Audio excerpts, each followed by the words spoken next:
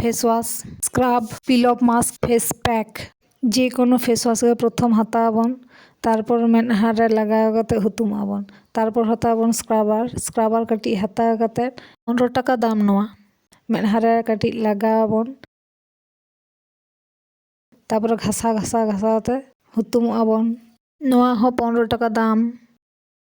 पिल off mask बन हतावा तारपर मेदहा रे बन लगा मेदहा रे लगा परे किछुक्षण दहय लगाआ तारपर उना जखन रहड़ोआ नोंका छाड़ाव हुआ कटी समय लगा छवि रेना दो आलोपे विश्वासा भिडियो के विश्वासा पे भिडियो रेगे ब्रोनो नेलोग कना छवि रे दो बांग नेलोग कना असल दो ओना गे कना तारपर नेल दाड़े कान गिया पे रिजल्ट एभार यूथ रेना दो 15 टाका कते दाम और हिमालय रेना जहां पैक को नामो कदा ओना को 10 टाका कते दाम एरपर बन हताबन नीम पैक